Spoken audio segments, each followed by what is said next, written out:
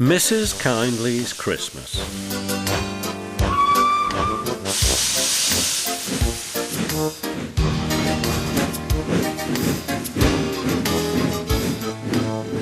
It was nearly Christmas. Annie and Clarabel were packed full of people and parcels. Thomas was having very hard work. Come on, he puffed. We're feeling so full, grumbled the coachers. Thomas looked at the hill ahead. Can I do it? Can I do it? He puffed anxiously. Suddenly, he saw a handkerchief waving from a cottage window. He felt better at once. Yes, I can, he puffed bravely. He pulled his hardest and was soon through the tunnel and resting in the station. That was Mrs. Kyndley who waved to you, Thomas, his driver told him. She has to stay in bed all day. Poor lady, said Thomas. I am sorry for her. Engines have heavy loads at Christmas time, but Thomas and Toby didn't mind the hard work when they saw Mrs. Kyndley waving. But then it began to rain. It rained for days and days. Thomas didn't like it, nor did his driver.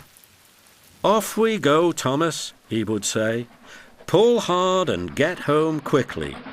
Mrs. Kyndley won't wave today. But whether she waved or not, they always whistled when they passed the little lonely cottage.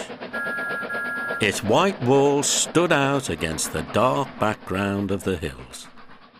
Hello, exclaimed Thomas's fireman one day. Look at that.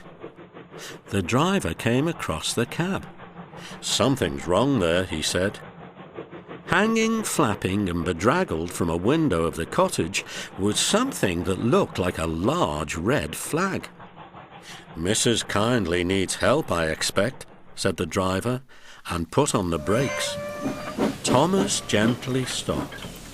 The guard came squelching through the rain up to Thomas's cab, and the driver pointed to the flag.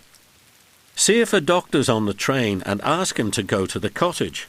Then walk back to the station and tell them we've stopped. The fireman went to see if the line was clear in front.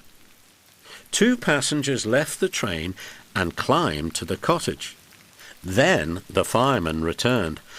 We'll back down to the station, said the driver, so that Thomas can get a good start.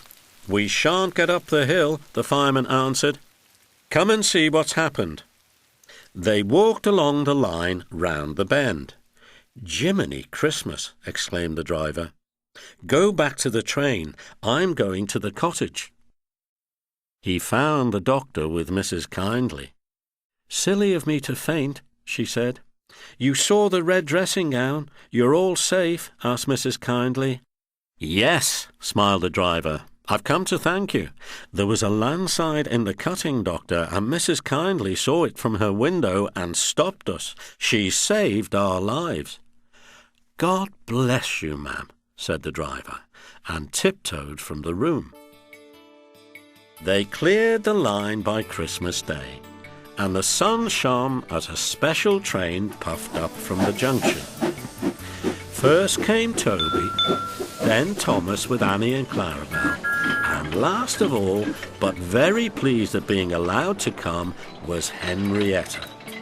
The Fat Controller was there, and lots of other people who wanted to say thank you to Mrs. Kyndley. Peep, peep, peep, peep, Happy Christmas, whistled the engines as they reached the place. The people got out and climbed to the cottage. Thomas and Toby wished they could go too.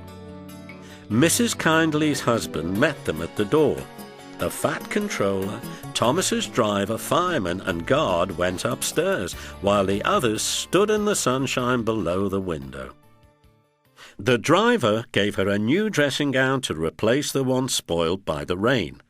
The guard brought her some grapes, and the fireman gave her some woolly slippers and promised to bring some coal as a present from Thomas next time they passed. Mrs. Kyndley was very pleased with her presents. "You are very good to me," she said. "The passengers and I," said the Fat Controller, "hope you will accept these tickets for the South Coast, Mrs. Kyndley, and get really well in the sunshine. We cannot thank you enough for preventing that accident. I hope we have not tired you. Goodbye, and a happy Christmas." Then, going quietly downstairs, they joined the group outside the window and sang some carols before returning to the train. Mrs. Kyndley is now in Bournemouth, getting better every day, and Thomas and Toby are looking forward to the time when they can welcome her home.